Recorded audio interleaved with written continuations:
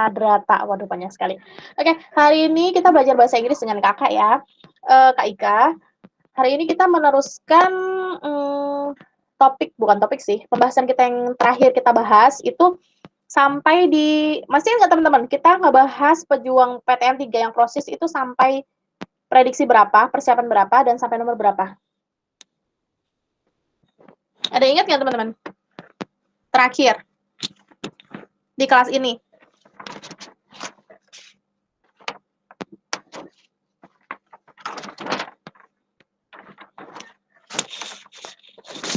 Nggak salah prediksi 7, Pak. Prediksi 7. Share udah. Cepet sekali deh.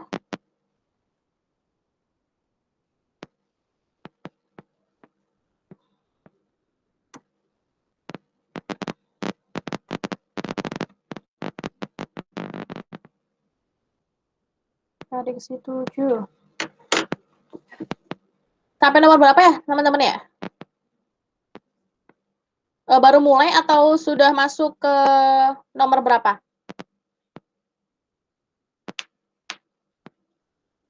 Ada ingat? Yang ini udah belum teks yang pertama? Udah, Kak. Oh, sudah. Kemarin jawabannya nomor 1 apa? Sustainable behavior. Wah. Kemarin sebenarnya kakak sempat mengajar nggak tahu kakak lupa ya di kelas ini atau bukan. Kakak kalau nggak salah itu jawabannya acceptable culture. Nanti kalau misalnya kalian tengok di apa sih namanya di PDF kalian atau tengok di yang pelajaran sebelumnya kakak jawabnya acceptable culture, ini salah ya teman-teman. Kakak revisi jawabannya jadi yang di sustainable behavior ya. Kakak lupa nih di kelas ini atau di kelas yang mana, kakak jawabnya itu pertama-tama kakak sebelum baca itu yang pas baca itu jawabannya yang E, yang acceptable culture. Tapi setelah dibaca lagi ternyata di teks ini tentang ngomongin sosial norma kan ya, kita ulas sedikit aja ya teman-teman ya. Sosial norma di sini adalah hasil dari tingkah laku atau perilaku yang dilakukan terus-menerus di dalam masyarakat gitu kan. Kalau jawabannya kakak kemarin culture, jawabannya kalau nggak salah kakak yang deh culture. Nah ini ternyata tidak keseluruhan dari teks ini membicarakan tentang culture atau tentang budaya gitu teman-teman. Jadi kalau misalnya di kelas ini terakhir ketemu sama kakak jawabannya yang mohon maaf itu dikoreksi, direvisi jawabannya menjadi yang D gitu. Oke, nomor 2 sampai nomor 3 juga sudah dibahas ya. Kalau sudah, kita lanjut ke yang nomor 4 dan 6. Oke teman-teman ya, di sini kakak sudah share teks untuk soal nomor 4 sampai 6. Sudah banyak yang hadir ya. Ada Alvina. Alvina, cek sound Alvina. Dengar suara kakak Alvina? Alifa ini? Alifa ini dipanggilnya apa ya?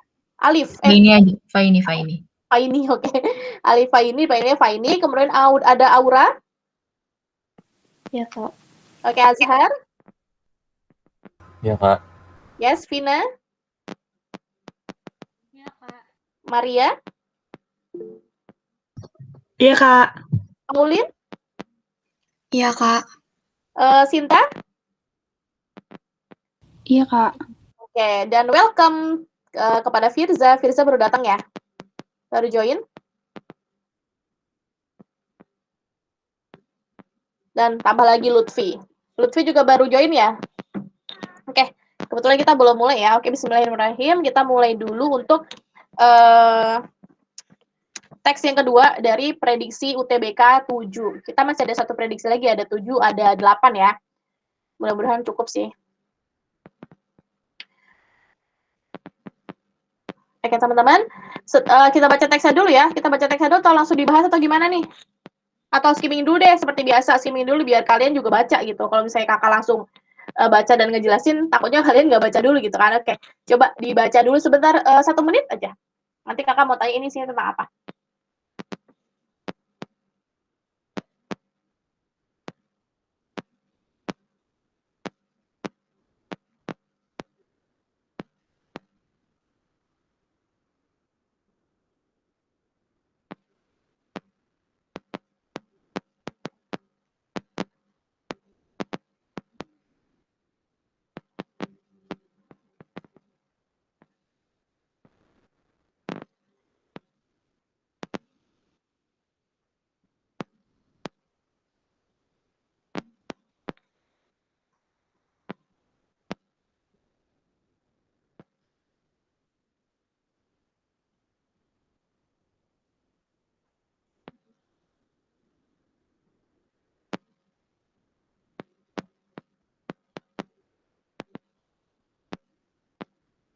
Sambil dibaca teman-teman ya.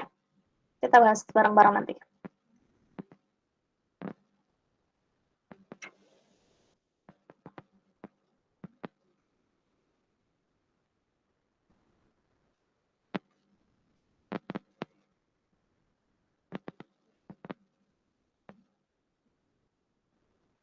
Oke, yang sudah baca skimming, sudah 1 menit ya. Yang sudah skimming, boleh share ke kita, ini tentang apa sih teksnya? Secara garis besar aja, nggak usah detail banget. Ada yang mau share? Ada yang mau sharing sama kita di sini?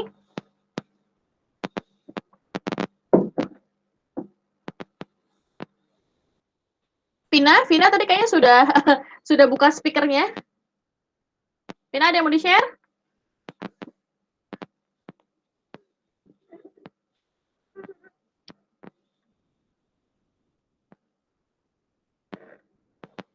Oke, kalau nggak ada kita bahas aja teksnya ya. Oke, sip. Population growth. Bentar. Population growth occurs because there are currently 3 births for every death.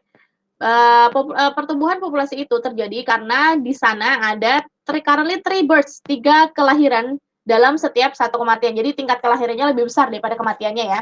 3:1. In the past, the crude birth rates were only slightly higher than crude death rates. Pada zaman dahulu tuh, dulunya, bukan zaman dahulu sih, dulunya tingkat kelahiran itu cuma beda dikit, lebih tinggi dibandingkan crude death. Tapi sekarang lebih tinggi ya, 3:1. But with improvements in medicine and economic growth, the death rate fell more than birth rates. Tetapi dengan adanya perkembangan dari pengobatan atau obat-obatan dan pertumbuhan ekonomi, maka tingkat kematian jatuh atau turun dibandingkan birth rates-nya. Sehingga tadinya mungkin yang tadinya cuma 2:1 jadi 3:1 gitu. Oke, nomor 3, pengalaman ketiganya, much of the world's population growth is occurring in less developed countries, which are unable to support such growth. Jadi kebanyakan atau mostly ya, kebanyakan world's population growth ini, pertumbuhan populasi di dunia ini terjadi di less developed countries, negara-negara yang tidak maju atau belum berkembang, yang mana mereka itu tidak mampu untuk mensupport atau mendukung pertumbuhan tersebut. The causal effect between poverty and population growth can be looked at in 2 ways. Jadi hubungan sebab akibat antara kemiskinan dan pertumbuhan populasi itu ternyata bisa dilihat dari 2 cara atau 2 sisi. Yang pertama, population growth causes poverty as the limited resources are depleted and there are too many people for the available goods resulting in poverty. Nah, pandangan yang pertama, hubungan antara kemiskinan dan population growth dan tingkat populasi itu adalah menyebutkan bahwa tingkat pertumbuhan dari populasi itu menyebabkan kemiskinan gitu. Jadi karena pertumbuh terus-terusan ya, jadi kayak misalnya kelahirannya lebih banyak, maka menimbulkan kemiskinan. As the limited, karena limited resources, sumber daya alamnya semakin berkurang dan terlalu banyak orang yang there are too many people for the available. Jadi terlalu banyak orang untuk sumber daya yang ada, resulting in poverty. The other view dan pandangan yang kedua adalah kalau tadi populasi growth-nya yang menyebabkan kemiskinan, yang pandangan kedua adalah kemiskinan yang menyebabkan population growth-nya menjadi tinggi karena kurangnya edukasi, kurangnya healthcare, dan kurangnya reasonable standard of living cause high population growth gitu. Jadi ada 2 pandangan cause effect-nya dari poverty sama population growth. Yang pertama, karena populasinya meningkat, maka negara jadi miskin. Kalau yang kedua, pandangan yang kedua, karena kemiskinan, gitu kan, karena kemiskinan, tidak tahu ilmu dan segala macamnya, maka populasinya meningkat. Also, parents believe that having many children will ensure that several of them will survive to take care of them in their old age. Dan juga bahwa orang tua dulu ya percaya bahwa memiliki banyak anak itu bisa untuk memastikan bahwa beberapa dari mereka itu akan survive, bertahan untuk merawat orang tuanya di kemudian hari, di masa tua mereka gitu. Jadi katanya kalau orang dulu banyak anak, banyak rezeki gitu kan. Bisa sih, sebenarnya bisa jadi karena mungkin dari di antara sekian banyak anak, salah satu atau salah duanya bisa ngurus orang tuanya gitu ya. Oke, nomor 8, cultures in which children are a form of security encourage high population growth. as children reach reproductive age and have large family. Jadi budaya di mana anak-anak itu adalah dianggap sebagai sebuah keamanan, security, mendorong pertumbuhan ekonomi menjadi tinggi. Karena children reach mencapai usia reproduktif dan memiliki keluarga yang besar. Tuh ada notif. Teman-teman masih kelihatan nggak share-nya yang kakak share ini? Screen-nya? Masih bisa kebaca? Kelihatan. Oh, kelihatan. Oh, kok katanya masih?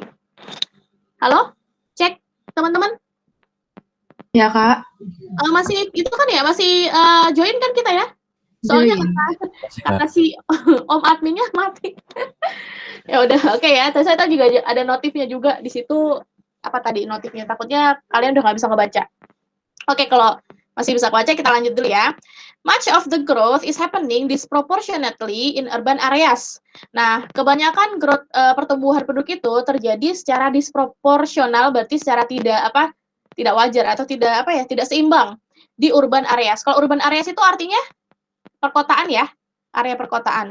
Cities are environmentally harmful because they import many resources for the people that live there, and they export their waste.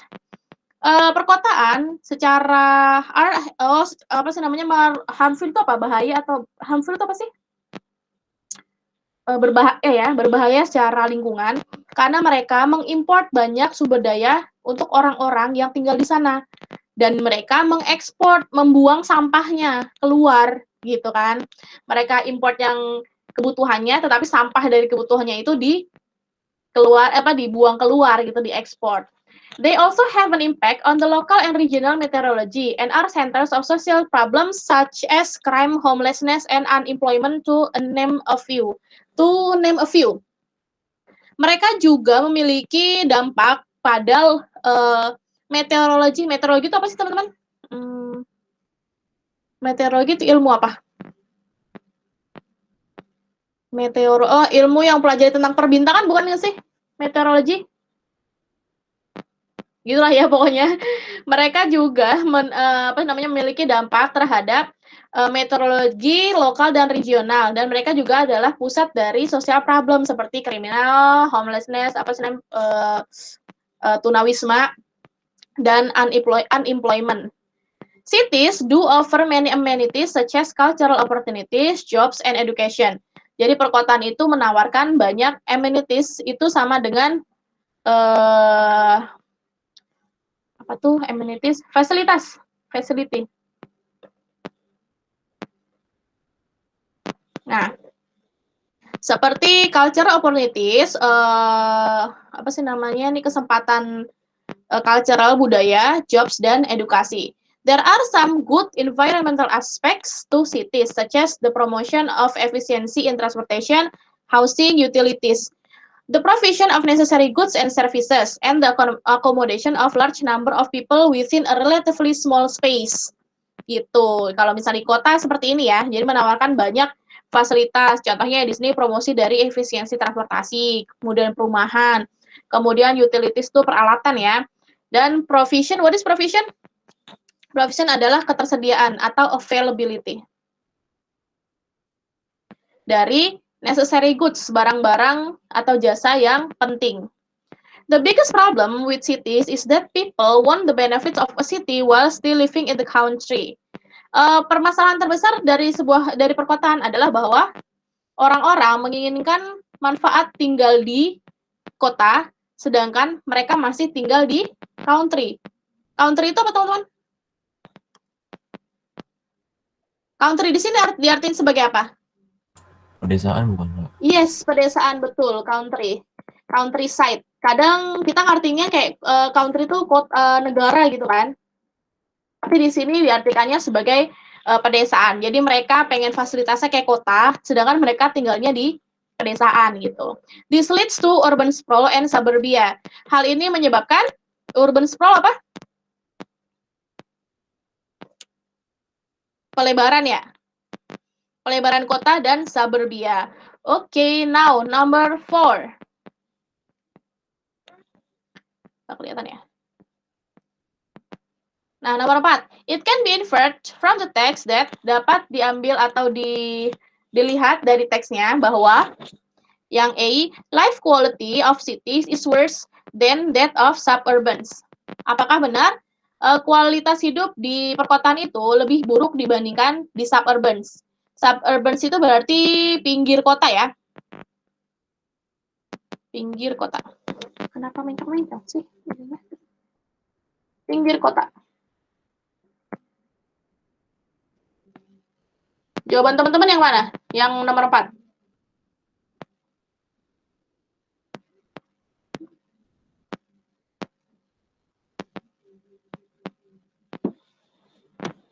Apakah benar kualitas hidup di perkotaan itu lebih buruk dibandingkan di pinggir kota? Atau kemiskinan di sebuah desa itu dihubungkan dengan rapid. Rapid berarti cepat ya. Percepatan birth rates, tingkat kelahiran. Atau C, the less developed a country is the worse its economic growth. Apakah semakin terbelakangnya sebuah desa, sebuah negara kalau di sini, sebuah negara itu semakin buruk pula pertumbuhan ekonominya, atau yang D, less developed countries, negara yang kurang berkembang itu cenderung menunjukkan higher rate of population growth, atau yang I, the more children parents have, the better their economy will be. Nah, menurut kalian yang bisa disimpulkan atau yang terdapat dalam teksnya itu yang mana? Yang A, B, C, D, atau E?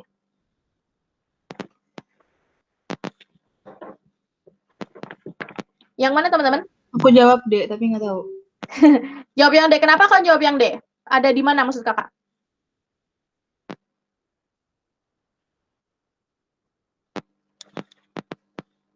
Di paragraf keberapa ya? Paragraf terakhir. Paragraf terakhir? Bisa dibacain yang mana?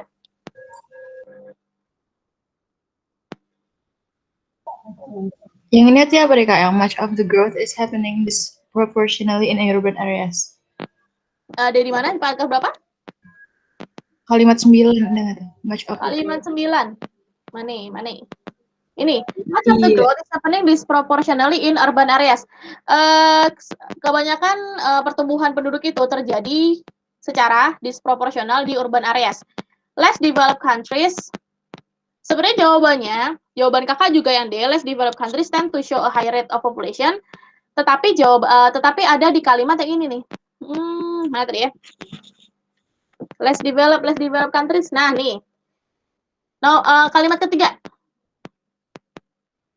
Yang ini, teman-teman. Much of the world's population growth is occurring in less developed countries, which are unable to support such growth. Gitu. Jadi di sini jelas banget ya. Less developed itu kan artinya negara yang belum berkembang atau negara yang terbelakang ya. Kan ada less developed, ada developing countries, ada developed countries. Ada 3 tuh. Kalau less berarti emang kayak udah terbelakang banget ya.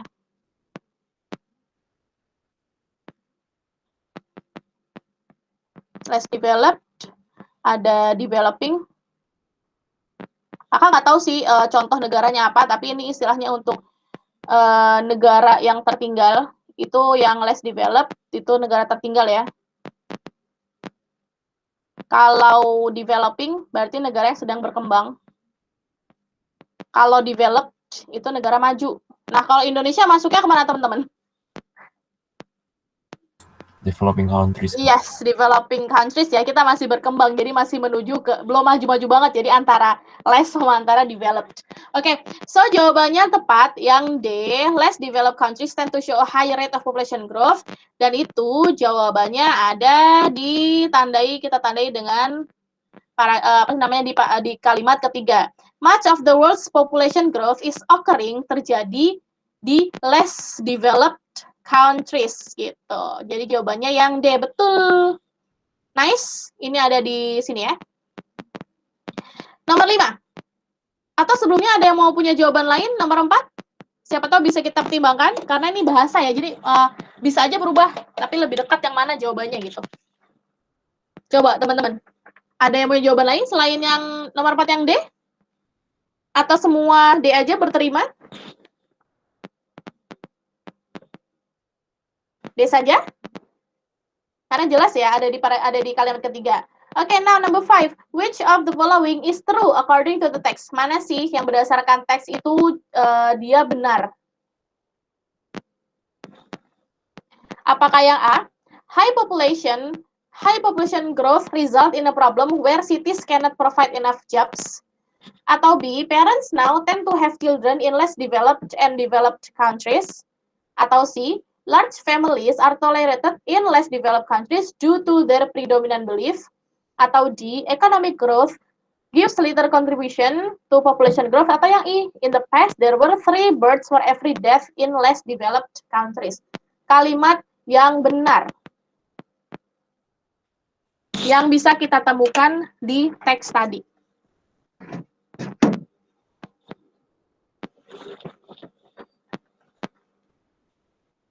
Coba dijawab dan kalian jelaskan itu ada di mana, dari kalimat yang mana.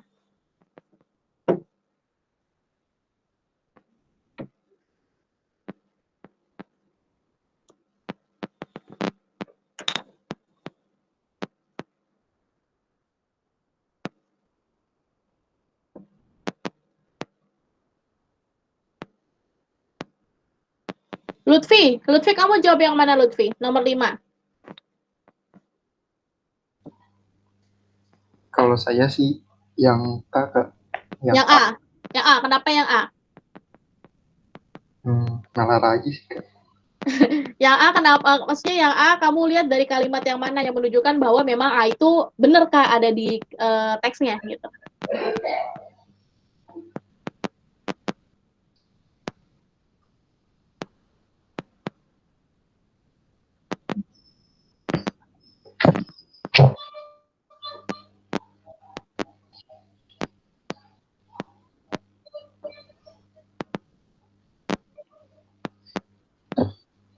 Yang mana? Yang 11 mungkin, Kak. Nah, antara 11 sama 12 coba dilihat. Kalau yang 11, they also have an impact on the local and regional meteorology and are centers for social problems such as crime, bla bla bla. Yang kalimat 12, cities do offer many amenities such as cultural opportunities, jobs, and education. Bukannya nomor 12 kebalikannya ya. Nomor 12 itu kan city menawarkan banyak fasilitas seperti opportunity kebudayaan, pekerjaan, dan edukasi. Gitu. Atau kita keep dulu yang A. Yang punya jawaban lain selain yang A? Selain Lutfi? Alvina, kamu punya jawaban lain? Atau bisa di-share ke kita kenapa jawaban kamu itu? Alvina?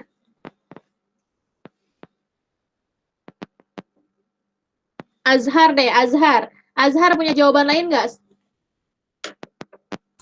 Belum, Kak. Belum. Belum sudah baca belum jawabannya? Selain Lutfi jawabannya yang A nih.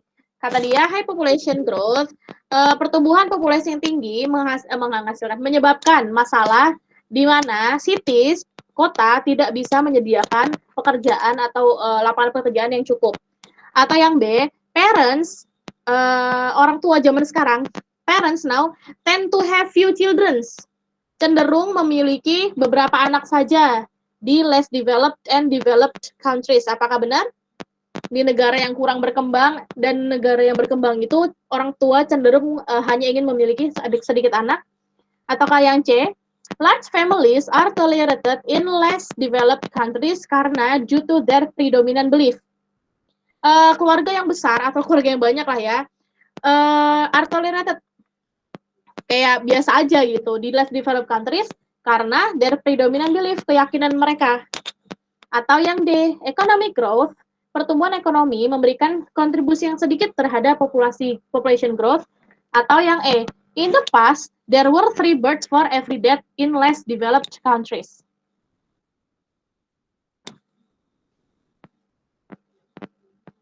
Aku jawab, Cek, tapi gak tahu. Yes. Oke, jawabannya adalah bukan yang tepat ya. Menurut kakak juga jawabannya adalah yang C, sama. Kenapa yang C? Karena ada di mana tadi? Nah, di sini ya. Yang kalimat ke-8.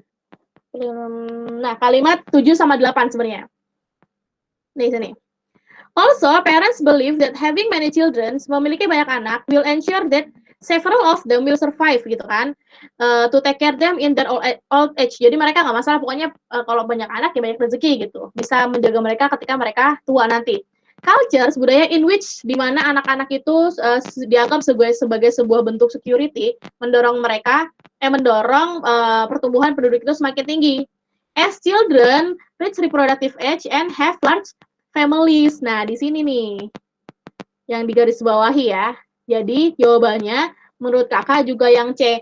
Kenapa nggak yang A tadi, Lutfi? Karena di kalimat nomor 12-nya dia kontras gitu. Jadi kontras dengan kalimat ke-12 gitu. Karena di 12 tadi kan bilangnya perkotaan itu menawarkan berbagai fasilitas ya, termasuknya cultural, jobs, dan juga education gitu. Oke, Lutfi? Oke, Lutfi? Kak. Oke, jawabannya yang C ya. Thank you. Kalau yang E salah apa benar nih? Bukan salah apa benar. Kenapa salah maksud kakak? Kenapa tidak tepat? Yang E. In the past, there were 3 births for every death in less developed countries. Kenapa pernyataan ini bisa salah? Kenapa dianggap sebagai pernyataan yang tidak benar? Karena di situ ditulis di paragrafnya, in the past the crude birth rates were only slightly higher than crude death rates. Oke, so sebenarnya ini the past-nya dulu perbedaannya cuma dikit ya. Nah, yang 3:1-nya ini terjadinya sekarang. Nah, ini masa now, bukan masa pas. Gitu. Dia ngejelasin sekarang. Karena walaupun nggak ada kata sekarangnya ya.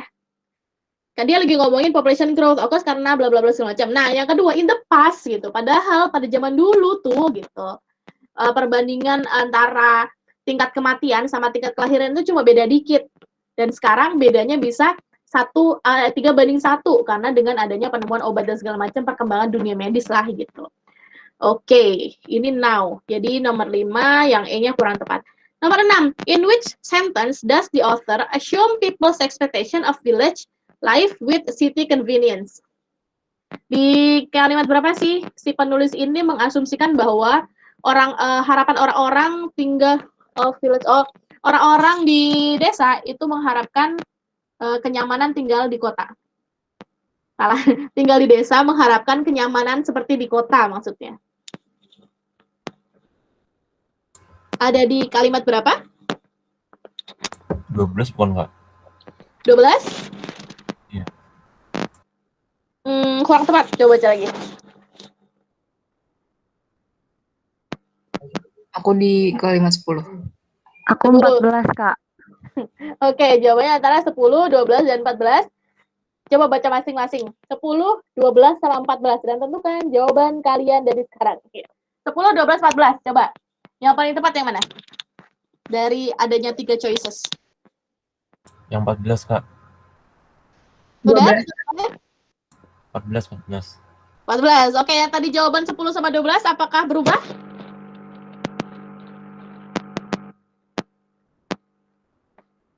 Soalnya jelas banget ya di kalimatnya.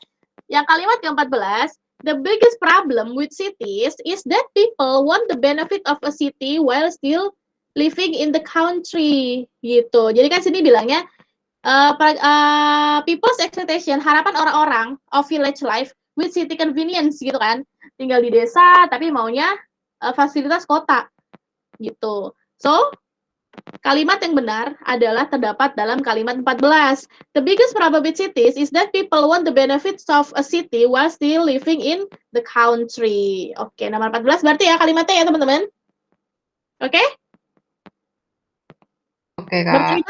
Oke, sip. Oke, ada mau ditanya dari pertanyaan nomor 4 sampai 6 dulu? Sebelum kita lanjut ke 7 sampai 10?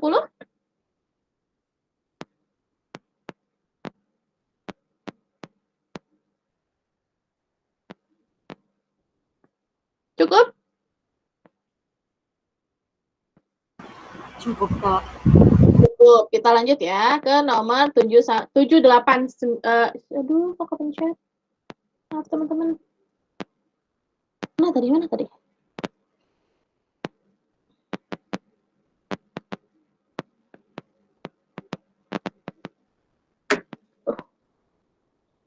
Kursornya nggak jalan,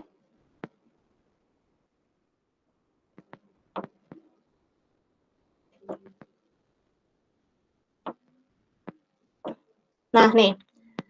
Kayak kelihatan semuanya sampai bawah, kelihatan nggak? Enggak ya, nggak kelihatan ya? Wait. Oh, udah kelihatan nih.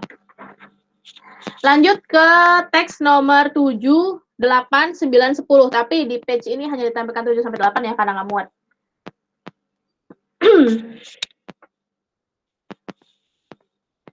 Oke, langsung kita bahas aja kali ya, biar nggak wasting time. A doctor in a pediatric respiratory medicine reported that with the rising popularity of vaping, the hospitals are treating many life-threatening cases.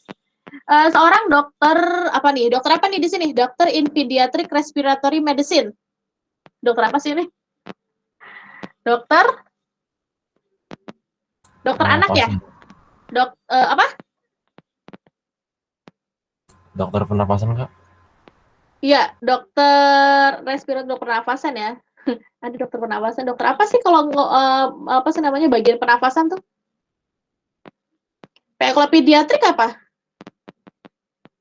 Pediatrik berarti dokter anak ya? Dokter anak. Jadi kan ada kan dokter anak subspesialis apa gitu ya. Jadi kayak subspesialis. Jadi dokter anak yang menangani tentang syaraf, dokter anak yang menangani tentang laktasi misalnya. Gitu. Jadi dokter anak pun udah dokter umum, spesialisasinya dokter anak pun ada spesialisasinya lagi. Nah, di sini spesialisasinya adalah bagian respiratori atau pernafasan ya. Dan ini pediatrik anak. Melaporkan bahwa dengan adanya penaikan popularitas dari vaping, siapa di sini yang nge-vape? Cowok-cowoknya nih. Vaping, the hospitals are treating many life-threatening cases.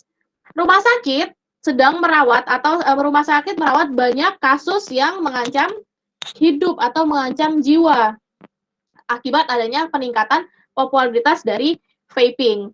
The doctor is concerned that e-cigarettes are advertised in the UK given the severe reaction they can cause in children and a lack of scientific studies of their safety gitu. Jadi si dokter ini menyatakan concerned, menyatakan bahwa e-cigarette atau vaping ada yang diiklankan di UK itu memberikan severe reaction.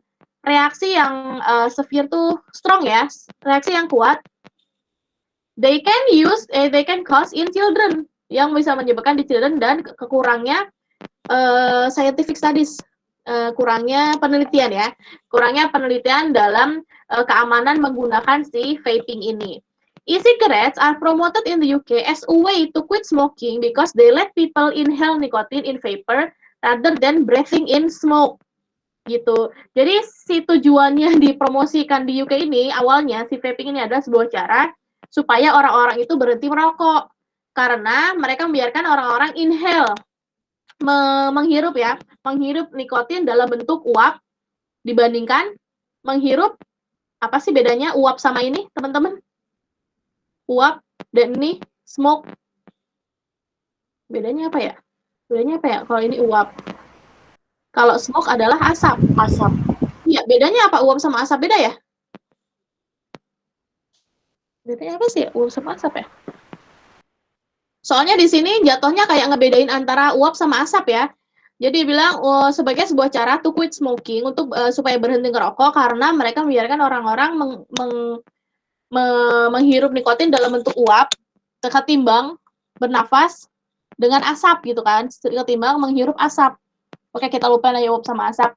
The Director of Public Health England said vaping is 95% safer than smoking, but is not without risk. Jadi si Director of Public Health di England ini mengatakan bahwa vaping ini 95% lebih aman dibandingkan smoking. Tetapi bukannya tanpa resiko gitu. Jadi mungkin 5%-nya beresiko, 95%-nya aman. He asserted that smoking kills half of lifelong smokers and accounts for almost 220 deaths in England every day. Nah, dia bilang bahwa merokoknya itu sudah membunuh setengah dari lifelong smokers, para perokok yang hidupnya panjang gitu ya. Dan account for almost 220 kematian di Inggris setiap harinya.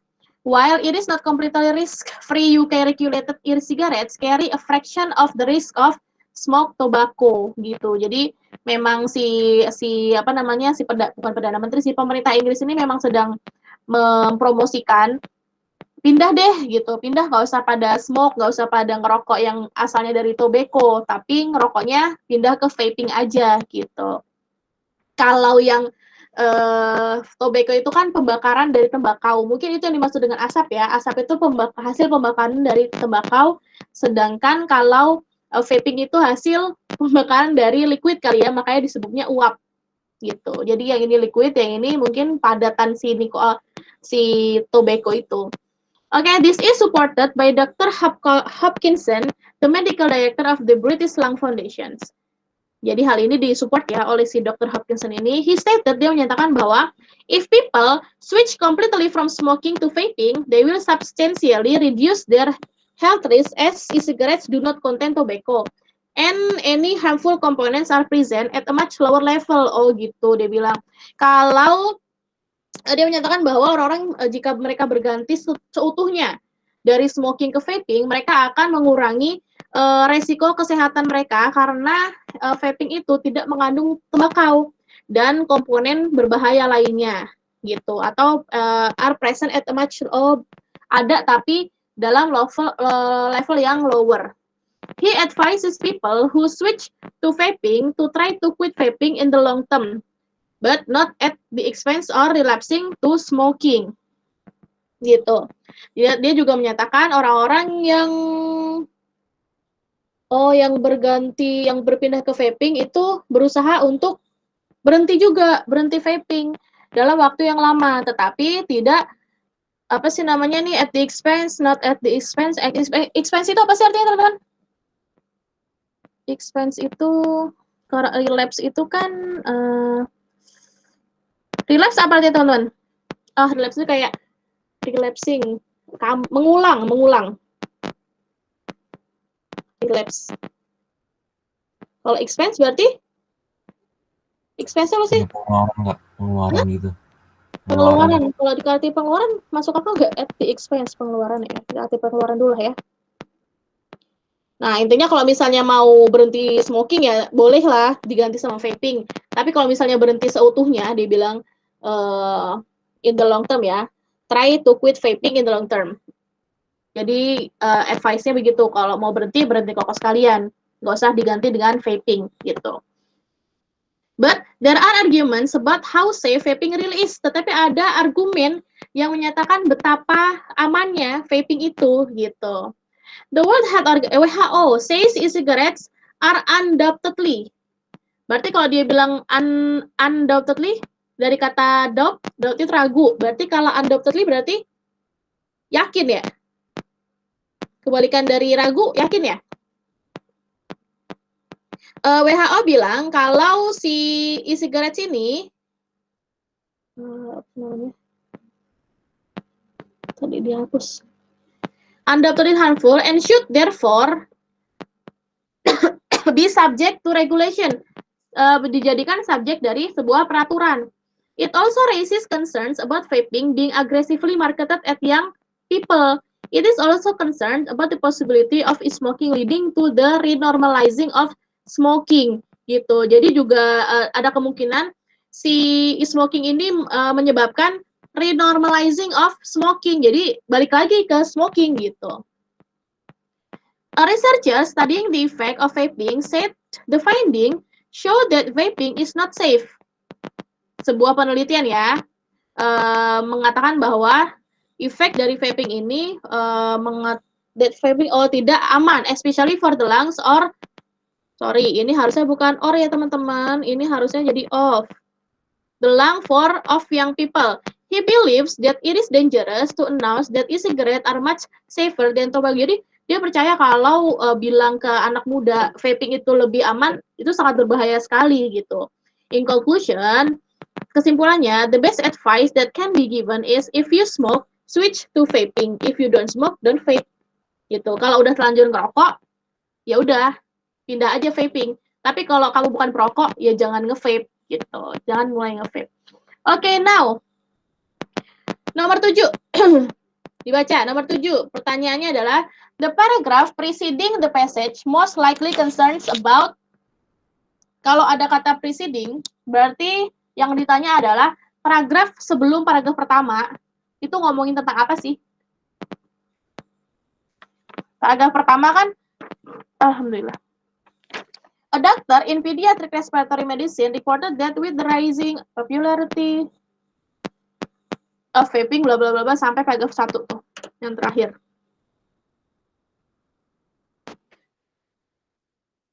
Sehingga paragraf yang dibicarakan sebelum paragraf 1 ini adalah di atas berarti ya, yang kita butuhin sebelum ini ngomongin apa sih? Gitu. Yang mana teman-teman? Yang ingin mencoba menjawab, boleh.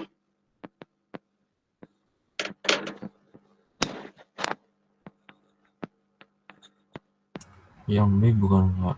Yang mana? Yang B. Yang B. A statistic on diseases that inflict young people who are smoking e-cigarettes. Data statistik terhadap penyakit yang menyebabkan anak muda yang membuat anak muda who are anak muda yang ngerokok sigaret gitu kan, yang ngerokok vaping. Apakah benar sebelumnya itu?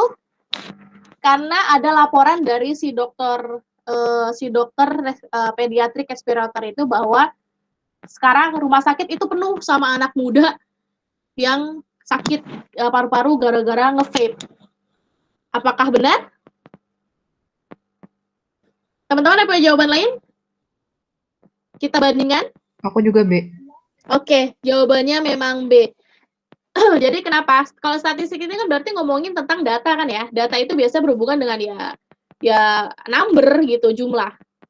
Sedangkan di paragraf pertama jelas banget di sini ngomongin tidak kelihatan. Nah, nih. Reported that with the rising popularity, the hospitals, dia ngomongin data nih, sekarang ini rumah sakit saya atau rumah sakit tempat saya bekerja itu sedang merawat banyak kasus life threatening. Dan dia bilang kalau Nah, given the severe reaction they can cause children. Nah, kenapa di sini lebih ngomongin young people? Karena yang lapor dokternya adalah dokter pediatrik gitu. Jadi sebenarnya inti kalimatnya ada di pediatrik sama young people. Pediatrik itu dokter anak ya. Gitu. Oke, teman-teman, jawabannya nomor 7, B, berterima semuanya, atau ada yang punya jawaban lain? Tidak ya? Nah, kalau misalnya redaksi soalnya yang ditanya adalah the paragraph following the passage most likely concerns about. Nah, kalau misalnya following berarti kan paragraf selanjutnya gitu kan. Kira-kira kalau misalnya ada paragraf selanjutnya, oh tapi ini udah ini sih ya. Dia udah kesimpulan sih. Udah ada the best advice gitu. Jadi kayaknya dia udah titik di situ ya. Oke, berarti kayaknya nggak ada following paragrafnya. Karena udah langsung ke kesimpulan. Oke, next dulu deh. Nomor 8. Ini kakak ambil dari itu ya teman-teman ya, UTBK 2020 yang CBT tahun lalu. Gitu. Jadi ini buat kayak gambaran kalian UTBK kedepannya, kira-kira soalnya yang keluar redaksinya akan seperti ini. Nomor 8, what is the author's attitude toward the topic of the passage? Nah, yang kayak gini suka ngebingungin nggak sih attitude? Kalian suka bingung juga sih. Oke, attitude adalah sikap penulis. Sikap penulis terhadap topik topik dari teks yang dia tulis adalah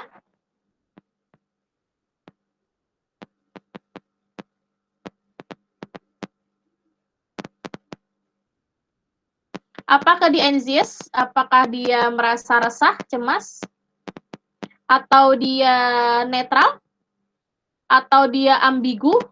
Ambigu itu berarti ambigu itu apa ya? Kalau di sini artinya makna ganda. Masa makna ganda? Iya, makna ganda ya, ambigu ya.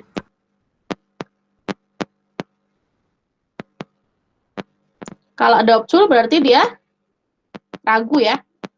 Kalau concerned berarti concerned apa concerned? Prihatin.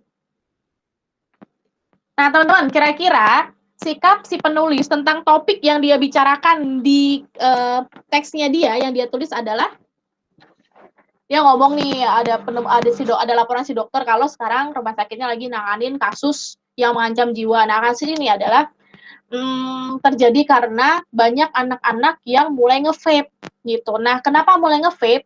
Karena ada iklan di Inggris yang bilang kalau nge-vape itu lebih aman dibandingkan smoking gitu. Terus ternyata kalimat pernyataan itu juga didukung sama si Dr. Hopkinson itu. Ternyata bener kok vaping itu emang lebih aman dibandingkan rokok karena dia nggak mengandung tobacco. Nah, tetapi disanggah sama si WHO. WHO bilang kalau nge-vape itu juga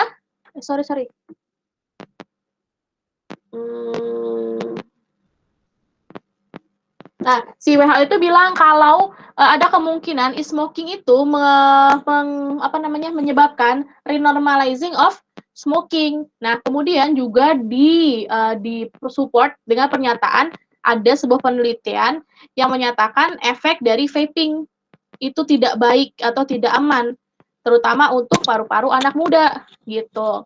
Terus di belakangnya ada konklusinya. Advice-nya adalah kalau lu ngerokok ya ganti vaping, kalau nggak ngerokok ya jangan nge-vape gitu. So, kira-kira menurut kalian sikap si penulis itu terhadap teks, terhadap jurnal yang dia bikin tuh apa sih? Menurut kalian apakah dia merasa resah dengan kondisi itu? Atau netral biasa aja sih? Atau ambigu, atau doubtful, atau concerned? Prihatin. Kayaknya kalau anxious enggak ya? Anxious sama concerned, kayaknya itu dekat antara resah sama concern, sama prihatin. Dia menunjukkan kalau dirinya resah atau prihatin nggak, teman-teman? Dari teks yang dia tuangkan di situ. Enggak, Kak. Enggak, berarti kita bisa hapus anxious sama concerned. Tinggal neutral, ambiguous, sama doubtful. Apakah dia netral? Apakah dia ambigu atau dia doubtful?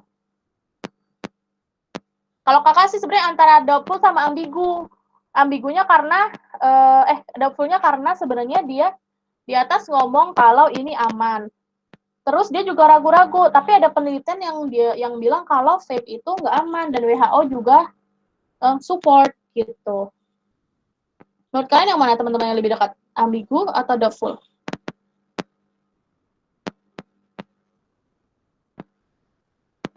Coba kakak cari meaningnya dulu ya, ambiguous itu apa sih sebenarnya? Kita coba cek dulu makna sebenarnya di Merriam-Webster. Kakak kalau pakai aplikasi, pakai untuk mencari maknanya, kakak cari di Merriam-Webster.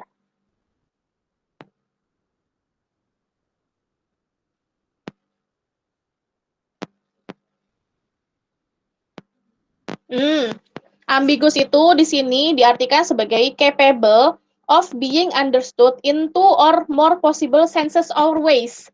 Kakak catat di sini ya.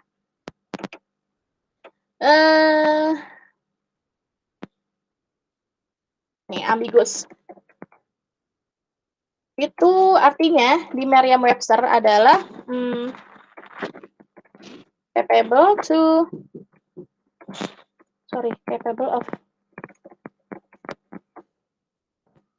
understood in two or more possible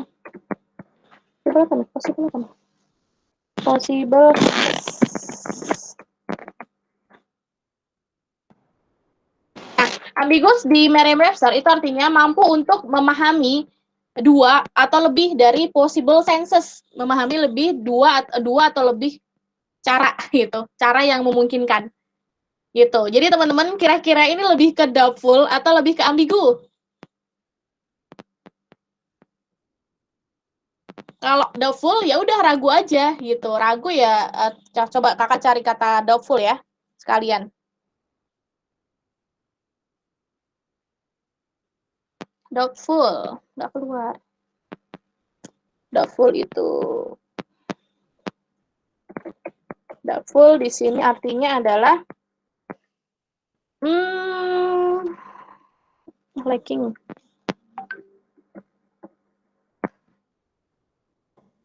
A definite opinion.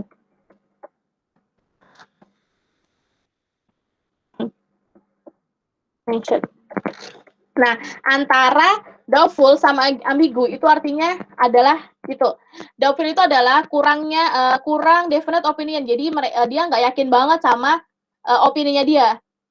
And determination, tujuannya apa gitu. Dia masih ragu. Kalau ambigu itu mampu untuk memahami dari dua sudut pandang gitu. So, menurut kalian jawabannya adalah yang berdasarkan dengan Kak. yes, berarti yang ambigus. Oke, kadang kalau misalnya kita nggak nemu apa namanya jawabannya, kalian coba cek di ini ya, coba cek di dictionary. Karena kadang artinya itu nggak sesuai dengan yang kita pikirkan gitu. Kalau kita kan bilangnya ambigu itu makna ganda kak, gitu, nggak jelas gitu kan, nggak jelas ambigu tuh. Nah ternyata di dictionary sendiri, ini kakak ambilnya dari Merriam-Webster ya. Nah, itu artinya ambigus adalah ini, sehingga kita dapat tahu artinya kalau ambigus tuh ini, doubtful tuh ini. Jadi kalian bisa menentukan bahwa jawabannya adalah ambigu gitu. Oke, teman-teman, emang ada agak susah sih nentuin apa sih namanya sikap penulis karena sebenarnya agak deket-deket gitu. Antara prihatin sama resah iya, antara ambigu sama doubtful sebenarnya mirip-mirip. Yang satu ragu, yang satu bermakna ganda. Kalau kalau ragu kan kita kadang suka pelin-pelan ya. Nah, itu hampir mirip sama ambigu. Nah, ternyata di dictionary sendiri sudah jelas sekali bahwa maknanya sangat berbeda. Oke. So, nomor 8, jawaban yang paling memungkinkan adalah yang C, ambigus. Oke. Sampai di sini teman-teman nomor 7 dan nomor 8 ada yang mau ditanyakan? Sebelum lanjut ke nomor 9 sama 10?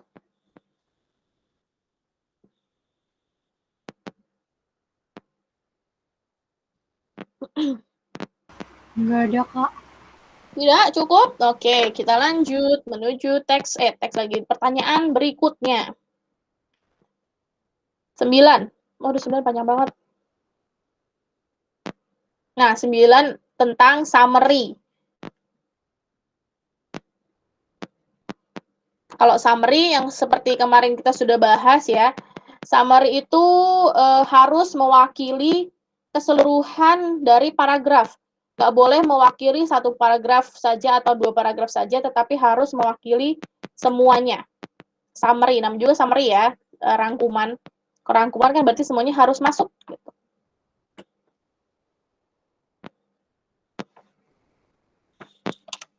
Oke, teman-teman baca dulu, tentukan jawabannya. Kakak mau ke dapur dulu ya, ambil minum.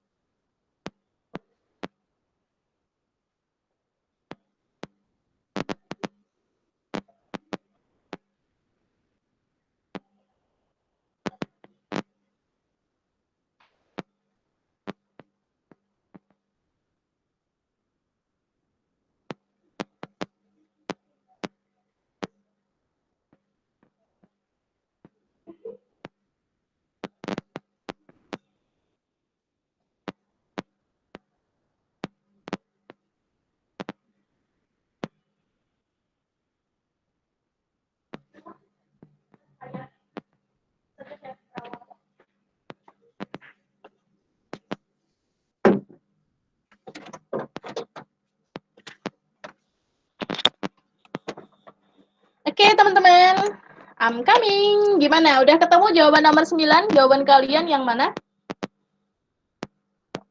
Yang D bukan, Kak. Yang mana? Yang D.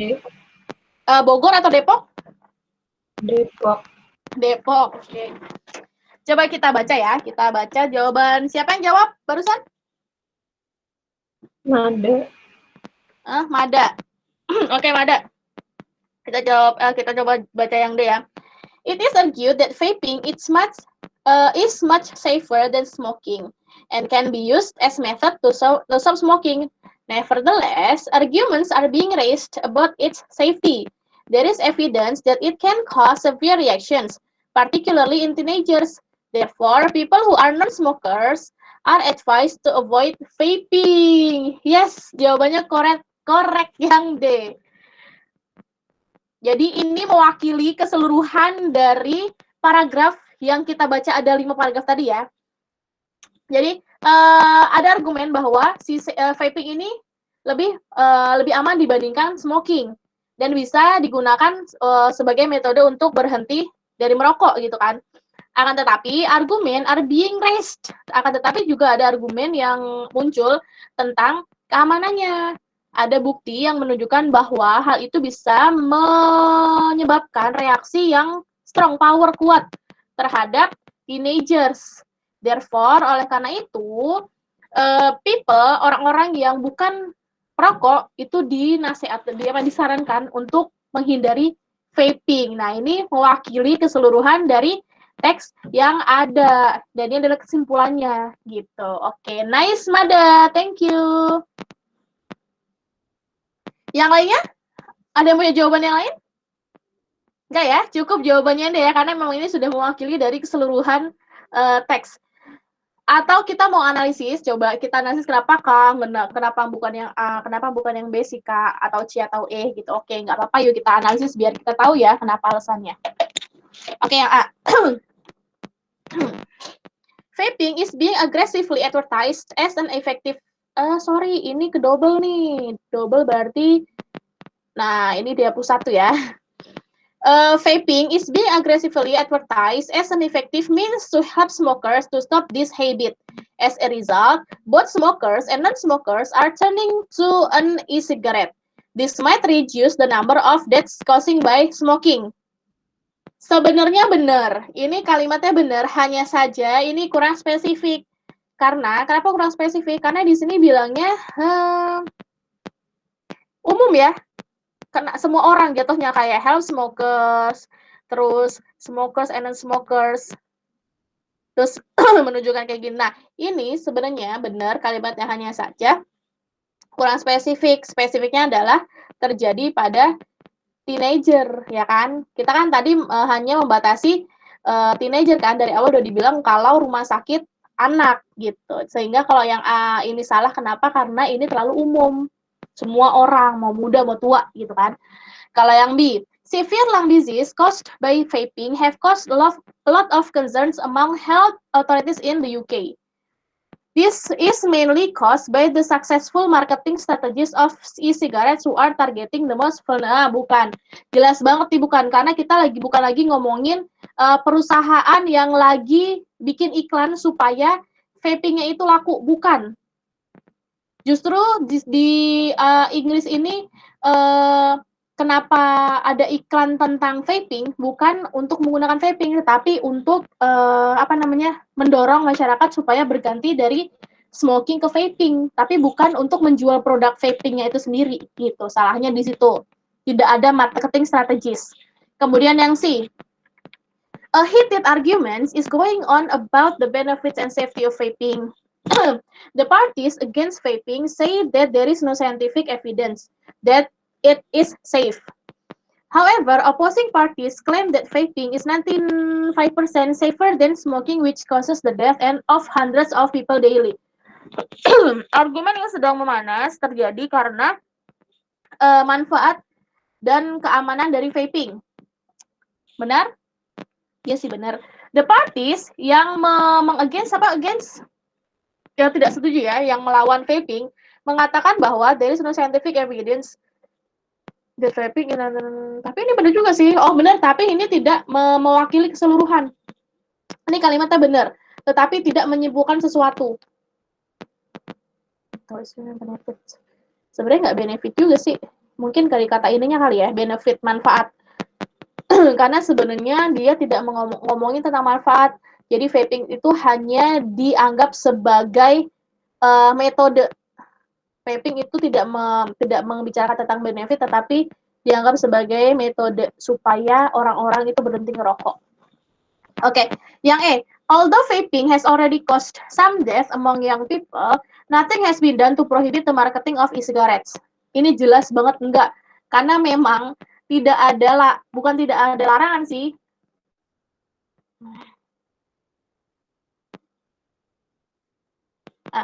Bukannya tidak ada larangan, tetapi memang tidak jelaskan sesuatu yang has been done to prohibit. Tidak ada, memang ada tidak larangan ya, belum ada tindak lanjutnya. This is because health authorities believe that it is still better to vape than to smoke regular tobacco cigarettes. The latter takes the life of approximately 200 people a day. Oke, dari kalimat yang pertama aja udah salah ya. Di sini ada kata prohibit. Ya memang belum ada tindakan gitu. Oke. So, sehingga kalian udah jelas ya jawabannya kenapa bukan yang A, B, C, atau E. Jawabannya yang D, karena yang tadi sudah kita bahas. Oke, lanjut ke nomor terakhir dari prediksi ini.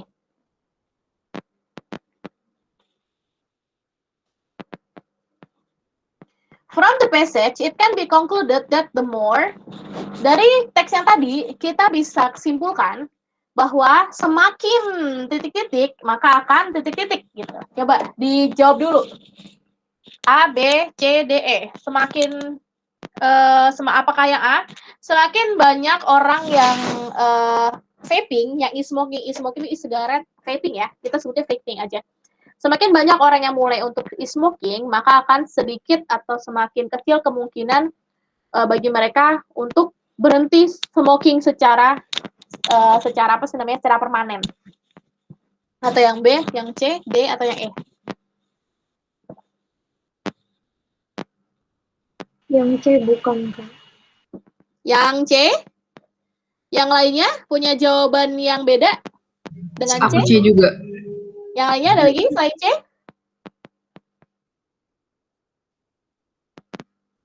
Ada lagi teman-teman selain tadi siapa yang jawab berdua?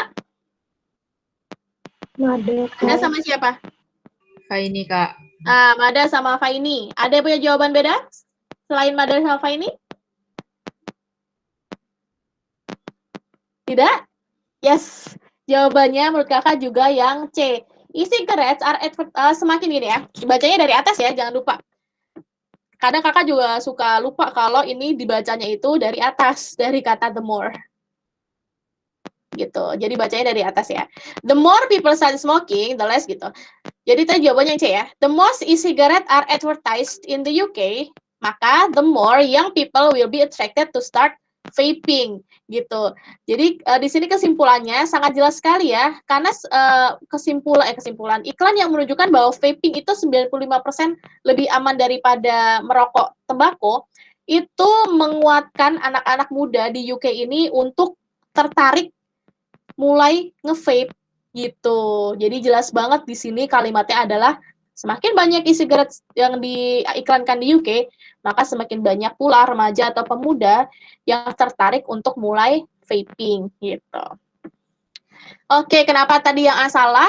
Karena people start smoking, semakin banyak yang mulai smoking, maka semakin sedikit kemungkinan untuk berhenti merokok. Enggak juga kan? Yang B, semakin banyak e-cigarette, semakin sering e-cigarette itu dimarketingkan, diiklankan lah ya. The more young people will be buying tobacco. Justru kebalik ya. Justru kebalik nih yang B. Masa semakin e-vaping diiklankan, masa young people semakin banyak beli tembakau? Salah ya, kalimatnya sudah salah. Kemudian yang D, semakin banyak people know more about the risk of vaping, the less important it is to do. Enggak juga ya, aneh nih kalimatnya. Yang E, semakin banyak research yang dilakukan terhadap efek dari vaping di UK, maka semakin banyak bukti yang bisa didapatkan tentang dangers of smoking. Benar sih, cuma tidak diungkapkan ya, tidak diungkapkan si research-nya ini ya. Di sini cuma satu aja sih di sini. Yang kalimat terakhir, paragraf terakhir, a research studying the effect of vaping said the findings show that vaping is not safe. Enggak juga ya, oke. Jawabannya tetap yang C. Oke, thank you. Jawabannya yang benar adalah C, sudah sampai nomor 10. Ada pertanyaan dari yang tadi kita bahas nomor 4 sampai nomor 10? Atau mau Kak, tadi balik lagi Kak ke halaman selanjutnya, saya masih kurang yakin atau gimana? Adakah yang seperti itu?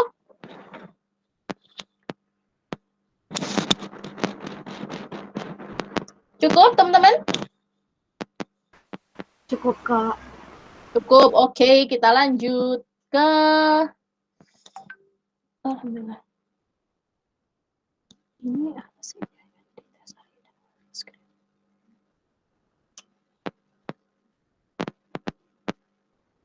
Kok ada notif terus ya, teman-teman? Teman-teman kelihatan nggak coret-coretan kakak yang pakai pen warna merah ini? Kelihatan, Kak. Kelihatan, Pak. Kelihatan. Soalnya ada notif terus, dibilang beberapa detail tidak tampak gitu, tidak muncul.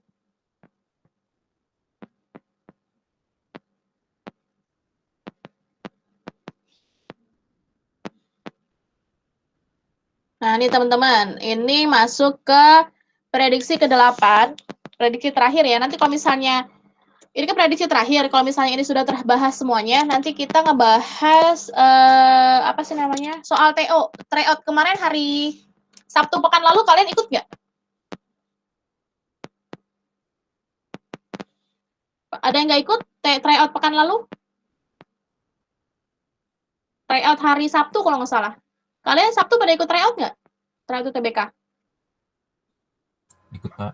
Ikut kan? Ada yang nggak ikut? Siapa tahu ada yang ngulang, tapi nanti terlanjur kita bahas di sini misalnya. Nggak ya? Sudah ikut semuanya ya? Oke.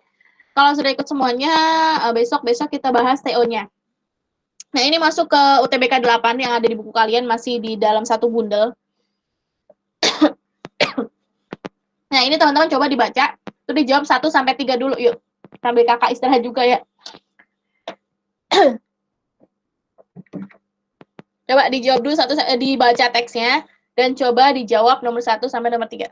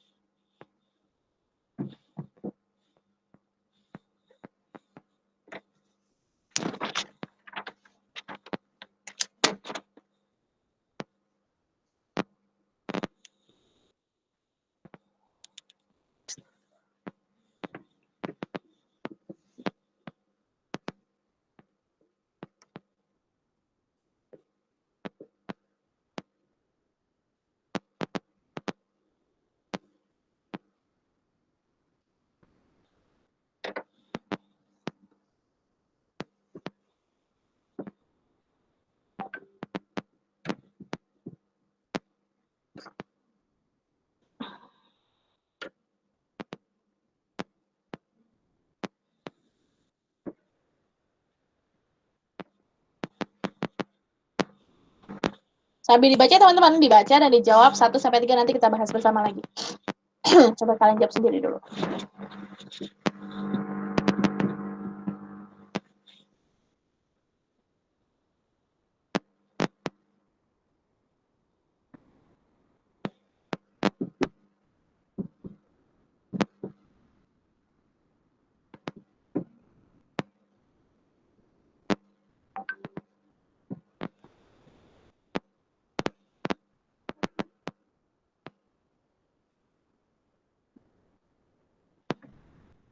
Kalau sudah selesai sampai nomor 3, kasih kode ya teman-teman. Sudah Kak? Gitu.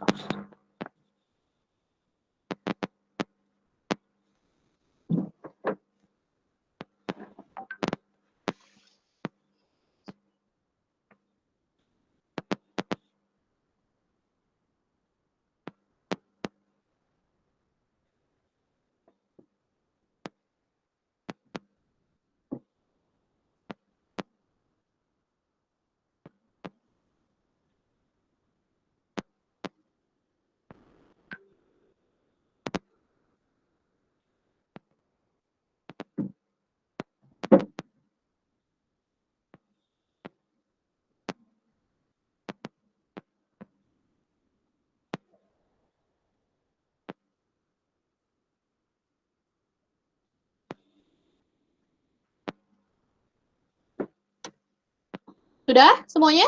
Sudah coba dijawab?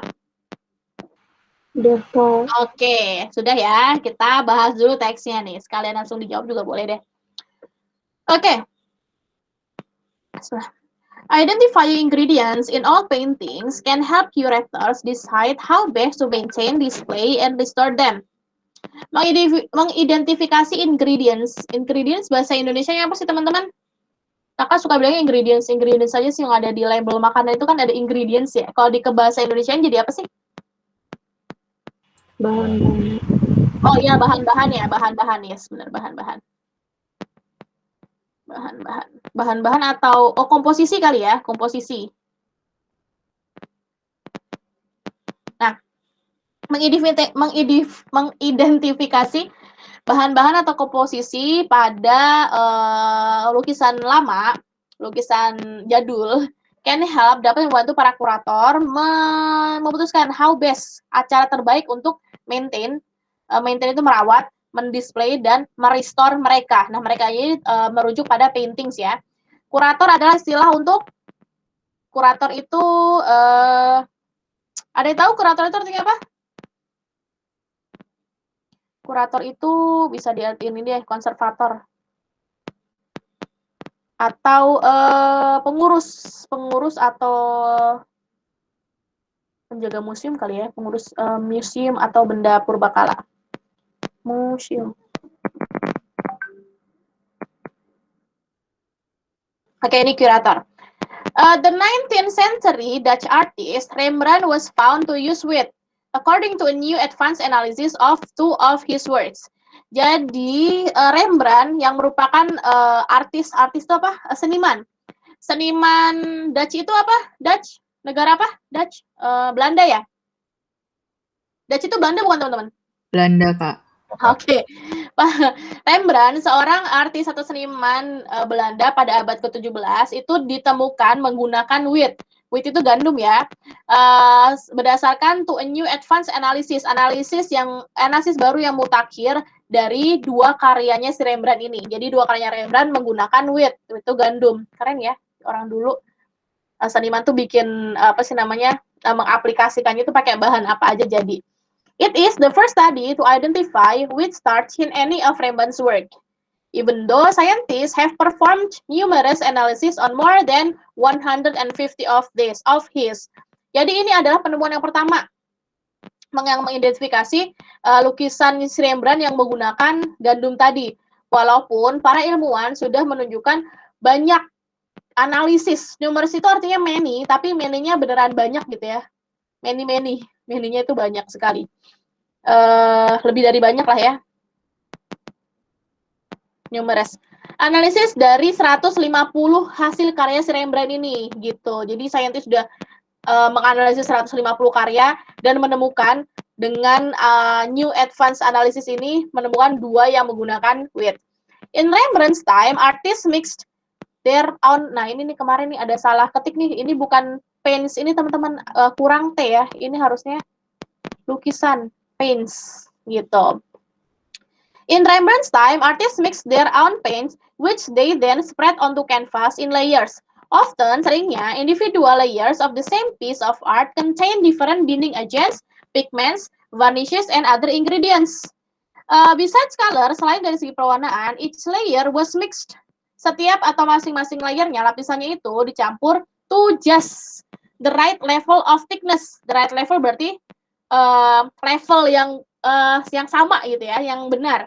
Dari ketebalannya, glossiness, texture, and evenness on the surface, drying time, and more. Nah, ini yang di bold ini ditanyakan di nomor 1. The underline word evenness, mungkin bukan di underline kali ya. Pertanyaannya jadi the bolded. Nah, the bolded word evenness in the passage means, is it disorderliness, goodness, impediment, oddness, atau konsistensi? Konsistensi bukan. Sebentar.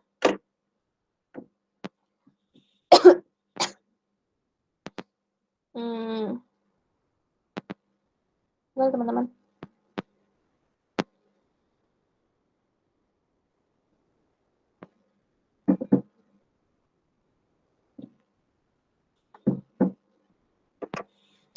tadi jawabannya apa? Yang bukan, Kak. Yang konsistensi. Konsistensi itu kalau diartiin apa sih, teman-teman? Kalau kita kan taunya konsistensi ya, konsistensi gitu. Kalau dikata konsisten. Tekstur. Teksturnya Konsistensi tekstur ya.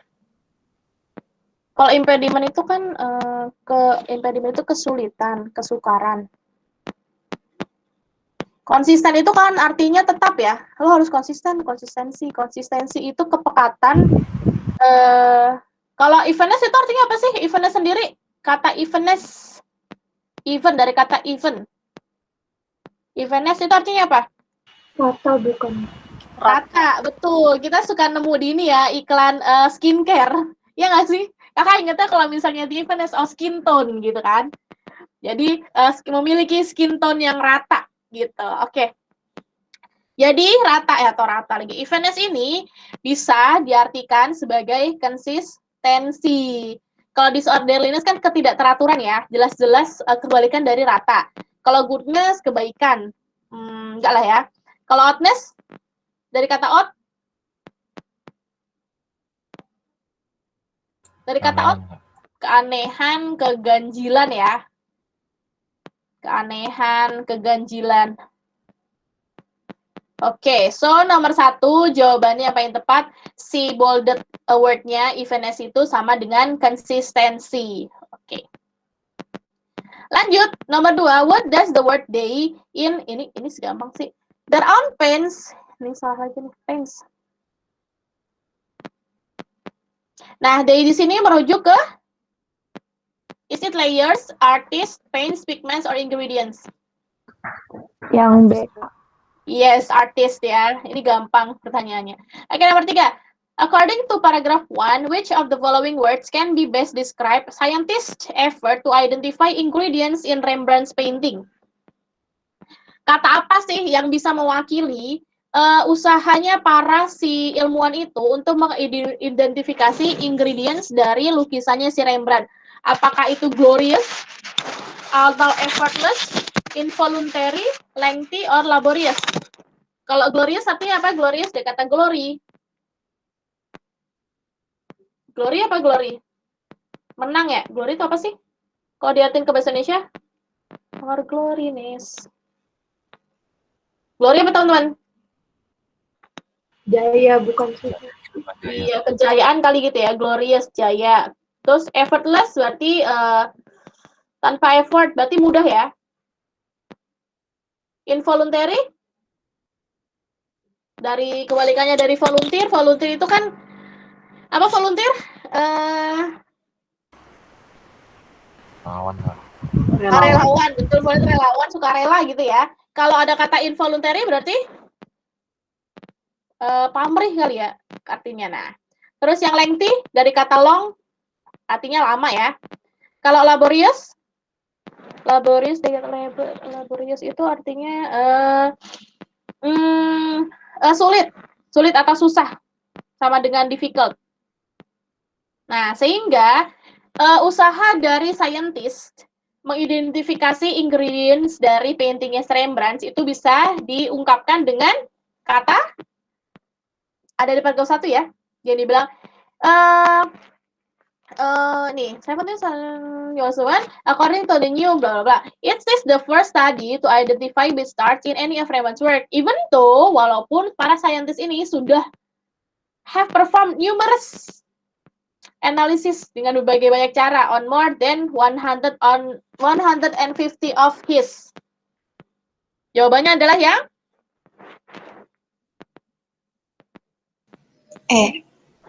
betul, laborious, sulit ya, sulit atau susah. Kenapa ya? Karena emang susah. Dari 150 karyanya dia itu sudah dianalisis dengan berbagai cara, berbagai analisis, numerous, tetapi dengan new advanced analysis yang baru ini, yang paling mutakhir, mereka menemukan 2 dari karyanya itu menggunakan gandum gitu. Jadi usahanya si scientist itu bisa dikatakan dengan kata laborious atau sulit atau susah. Oke, next dulu. Lanjut ke teks berikutnya.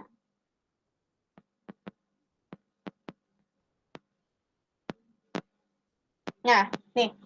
Silakan dibaca atau di skimming. Pertanyaan 4, 5, sampai 6. Satu teks untuk 4, 5, 6.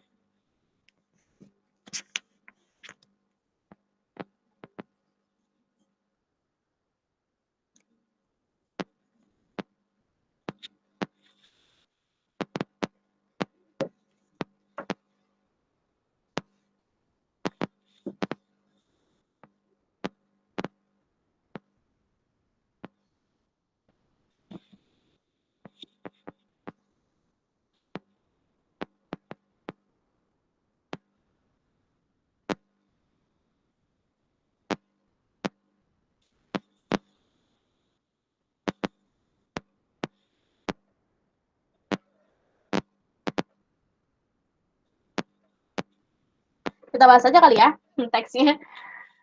Oke, teman-teman kita bahas dulu teksnya nih. Paragraf yang pertama ada 1, 2, 3, 4. Kenapa dikasih, pokoknya kalau ada paragraf yang dikasih angka kayak gini, berarti itu akan ada pertanyaan yang ngurutin paragrafnya ya, ngurutin kalimatnya atau menentukan kalimatnya menunjukkan apa sih gitu. Oke, paragraf 1. I ask every students I interview for admission to my institution, Pitzer College. The same question. Jadi saya bertanya pada setiap anak atau setiap students yang saya interview untuk what is admission? Admission itu sama kayak apa sih namanya? Penerimaan. Untuk penerimaan mahasiswa di institusi saya yaitu Pitzer College. Pertanyaan yang sama. What do you look forward to the most in college? Apa sih yang paling kamu cari di universitas atau di college? I was stunned and delighted recently when a student sat across from me. Nah, ini bukan from me ya, teman-teman. Ini bukan salah sih. Kurang space. Nah, from me maksudnya. Saya terkejut dan delighted recently when a student, ketika ada seorang siswa yang duduk di seberang saya di Starbucks di New York, dia menjawab, I look forward to the possibility of failure. Saya mencari sebuah kemungkinan kegagalan, gitu. Of course, this is not how most students respond to the question when sitting before the person who makes decisions about their academic future. Nah, tentu saja hal ini bukanlah jawaban yang dijawab yang dilakukan oleh kebanyakan siswa, respon kebanyakan siswa dari pertanyaan ketika duduk di hadapan orang yang sedang membuat keputusan masa depan akademik mereka, yaitu si I ini. However, akan tetapi, this young man took a risk. Pemuda ini mengambil resiko. They do silly things, mess up, fall down, and lack confidence. Lack confidence berarti kurang percaya diri ya. Masuk paragraf 2. My parents have never let me fail. He said, orang tua saya tidak pernah membiarkan saya gagal. When I want to take a chance at something, they remind me it's not a safe route to take. Ketika saya ingin mencoba sesuatu yang baru, mereka selalu mengingatkan pada saya bahwa ini bukanlah jalan yang aman untuk ditempuh. Taking a more rigorous course or trying an activity I may not succeed in, they tell me will ruin my chances at college admission. Jadi dia bilang, kalau dia ingin mencoba hal baru yang lebih menantang, rigorous sama kayak challenge ya, menantang. Challenge, tertantang. Atau mencoba aktivitas baru, yang kemungkinan saya tidak bisa sukses atau tidak bisa berhasil, mereka mengatakan bahwa hal itu akan merusak kesempatan saya untuk penerimaan ke universitas. I wish I could tell you this is an uncommon story, but kids all over the world admit they are under tremendous pressure to be perfect. Aku harap aku bisa mengatakan pada kalian sesuatu yang uncommon. Cerita yang uncommon tuh apa namanya? Uncommon tuh berarti apa? Tidak lazim ya, tidak umum ya. Akan tetapi, kids, hampir semua anak-anak di seluruh dunia itu mengakui bahwa mereka itu di bawah tekanan yang sangat luar biasa, tremendous itu yang sangat besar ya, untuk menjadi sempurna. When I was traveling in China last fall and asked a student what she did for fun, ini juga salah nih, entah kalian mau pakai she boleh, mau pakai he juga boleh ya, tapi salah satunya nggak boleh depannya she, belakangnya he. I thought I wasn't supposed to tell you that. I wouldn't. Nah, di sini juga ada kesalahan juga. Di sini harusnya jadinya I wouldn't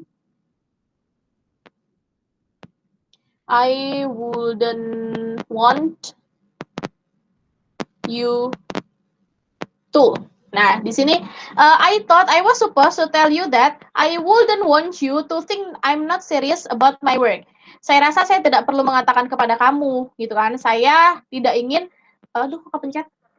Saya tidak ingin kamu berpikir saya tidak serius terhadap pekerjaan saya, gitu. Jadi karena dia kan kalau misalnya ditanya, anak muda itu ditanya pasti ngomongnya tentang sebuah kesempurnaan gitu kan. Tetapi dia akhirnya bilang, si yang ketemu di Cina ini, saya rasa saya nggak perlu bilang, karena kalau saya bilang, mungkin Anda nggak percaya sama saya. Mungkin Anda rasa saya tidak serius terhadap pekerjaan saya, gitu. Nah, students are usually in hope when I chuckle and tell them I never expect perfection. Nah, siswa-siswa ini, para murid-murid ini kurang S ya, students. Biasanya terkejut atau bingung ketika saya tertawa dan mengatakan pada mereka bahwa saya tidak pernah mengharapkan kesempurnaan. Pada faktanya, kenyataannya, saya cenderung memilih they not project it in their college application. Faktanya saya lebih milih mereka tidak menuliskannya di college application. Jadi mereka kan kalau misalnya mau ngisi registrasi, form lah ya. Ini college application itu form registrasi. Nah, form registrasi. Of course, this goes against everything they've been taught and makes young people uncomfortable. Tentu saja hal itu bertentangan dengan semua hal yang dikatakan pada mereka dan membuat anak-anak muda itu merasa tidak nyaman. Gitu. How could a dean of admissions at one of America's most selective institution not want the best and the brightest?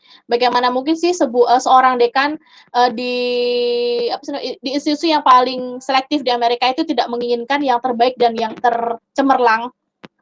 The reality is, kenyataannya adalah perfection does not exist and we do not expect to see it in a college application. Kenyataannya bahwa kesempurnaan itu tidak ada dan kita tidak mengharapkan melihatnya di form registrasi tadi. In fact, admission officers cenderung untuk merasa skeptical. Skeptical itu artinya ragu atau tidak percaya ya. Tidak percaya.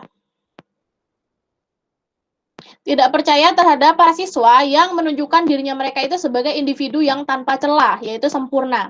These days, finding imperfections in a college application is like looking for a needle in haystack. Sekarang ini menemukan ketidaksempurnaan di form registrasi perkuliahan itu sama halnya seperti mencari jarum di tumpukan jerami. Sangat sulit ya.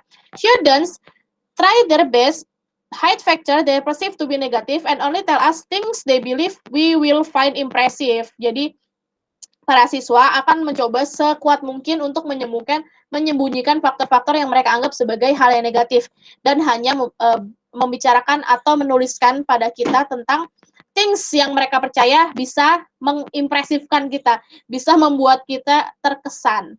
Oke. Now, nomor 4. Which sentence is not relevant in paragraph 1? Biasanya ini ketemu di soal bahasa Indonesia nih, kalimat tidak padu. Kalimat tidak padu ya, atau irrelevant. Padu. Atau irrelevant. Nah, teman-teman, dari paragraf yang pertama, yang menurut kalian tidak padu atau tidak cocok atau dangling itu ada di kalimat yang keberapa? Yang bukan enggak, yang sentence 5. Iya, kenapa sentence 5? Alasannya kenapa? Karena kayak kurang dijelasin gitu Kak, jadi kayak kurang nyambung gitu Kak. Iya, benar, kurang nyambung ya, karena tiba-tiba Dia mewawancara seorang anak, terus kaget sama jawabannya seorang anak yang dia wawancara di Starbucks, di Starbucks di New York itu. Terus tiba-tiba ada kalimat dia bilang, "They do silly things." Lah, they-nya itu siapa? Gitu kan. Dia ngomongin siapa? Ngomongin ini kok tiba-tiba ada kata they do, mereka melakukan hal-hal yang apa sih namanya? Silly, apa silly? Silly itu sama dengan foolish ya, yang konyol. Terus mereka ini berarti nggak nyambung sama kalimat-kalimat sebelumnya. Tiba-tiba ada itu aja. Oke. So, jawaban koreknya ada di sentence yang kelima. Itu tidak relevan. Number 5. Which paragraph illustrates the college admission except imperfectness?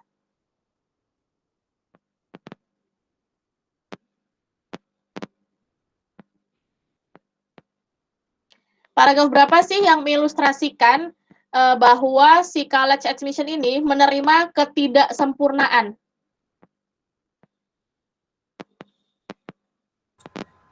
Yang paragraf 5, Kak. Paragraf 5. 5. 1, 2, 3, 4. Mana sih? 1, 2, 3, 4, 5. Ini? Are you sure? Padahal ada 4 surat loh. Yang mana? 4. Yes, 4 ya. Soalnya di sini bilang nih, kalimat kelima dan kalimat keenam. The reality is profession bla bla bla. Terus in fact, admission officers tend to be skeptical gitu kan. Dia bilang we do not, apalagi di sini nih, we do not expect. Kita tidak, aduh, bikin garis lurus aja sulit loh. Nah, kita tidak mengharapkan untuk melihat kesempurnaan itu di college applications gitu. Jadi justru malah si admission officers ini ragu atau nggak percaya terhadap siswa-siswa yang cuma menunjukkan kalau mereka itu sempurna gitu. So, the best option itu ada di paragraf keempat. Oke, nice. Gimana teman-teman? Sudah lewat dari 4 menit. Kita lanjut next meeting ya teman-teman. Kalau misalnya nanti nggak cukup, kita bahas TO yang kemarin. Oke guys, sebelumnya ada pertanyaan dari yang tadi UTBK 7 dan UTBK 8 1 sampai 5 soal ini. Ada yang mau ditanya?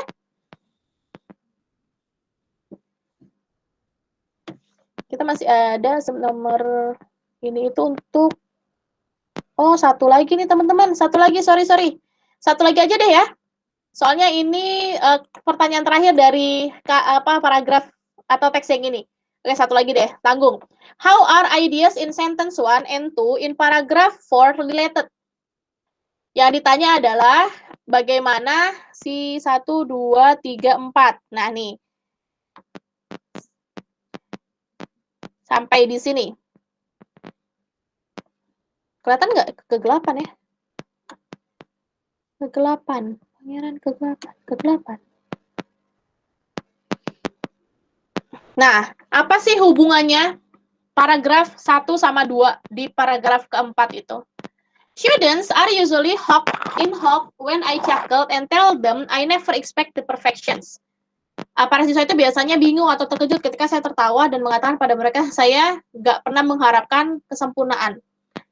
Kalimat keduanya, in fact, saya lebih cenderung untuk mereka tidak menuangkannya atau menuliskannya di form registrasi dari college.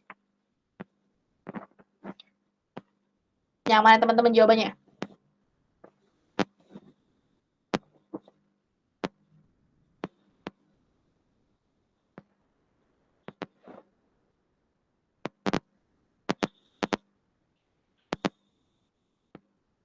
Mada? Jawabannya mana kamu, Mada? Nomor 6?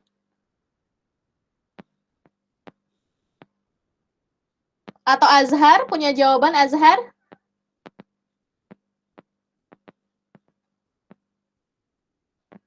Faini?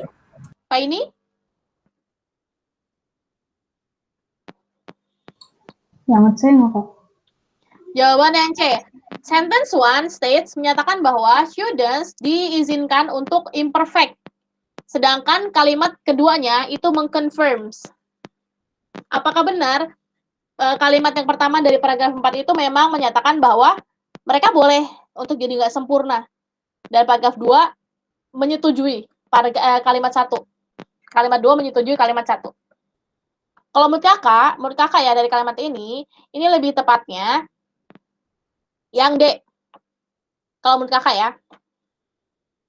Sentence 1 argues, menyatakan argumen apa yang harus dilakukan si students.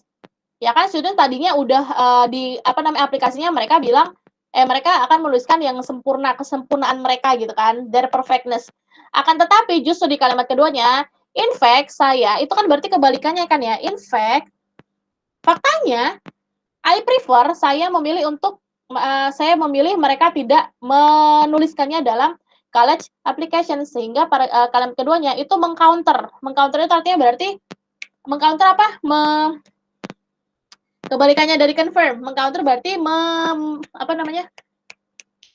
membalikan ya. Counter apa teman-teman? Kok jadi mengcounter the argument. Menghadapi gitu, Kak. Counter itu bukan menghadapi, lebih berkebalikan dari kalimat yang pertama. Menyangkal.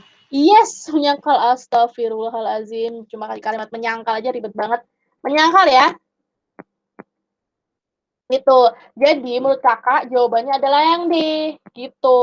Ada yang tidak setuju dengan D, bisa kita analisis lagi. Atau kalian punya jawaban lain yang kalian yakin banget, Kak, bukan itu deh, Kak. Kalian bisa jelasin ke kita. Kenapa bukan yang itu gitu. Kalau yang E, sentence 2 shows that the students are surprised with what is stated in sentence 1. Justru ini kebalik, harusnya sentence 1 jadi sentence 2 jadi sentence 1. Gitu. Yang E kebalik. Setuju nggak jawabannya sama yang D? Yang kalimat pertama itu menunjukkan bahwa apa yang harus dilakukan oleh siswa, yaitu untuk menuliskan kesempurnaan, sedangkan yang kedua justru malah menyangkal dari argumen yang pertama. Relate? Relate, Kak. Oke. Oke, kita sudahi dulu kelas hari ini ya teman-teman ya. Nanti kalau ada pertanyaan tentang yang nomor 1 sampai 6, di-keep dulu di pertemuan selanjutnya insya-Allah. Thank you all for joining this class this evening atau afternoon? Evening ya? Evening atau afternoon nih? Evening. Evening, oke. Ini evening classroom. Mudah-mudahan pelajaran hari ini bisa bermanfaat buat kalian semuanya ya. Thank you for all. Assalamualaikum warahmatullahi wabarakatuh. Alright. Terima kasih, Kak. Makasih, Kak. Oke, nice. You're welcome.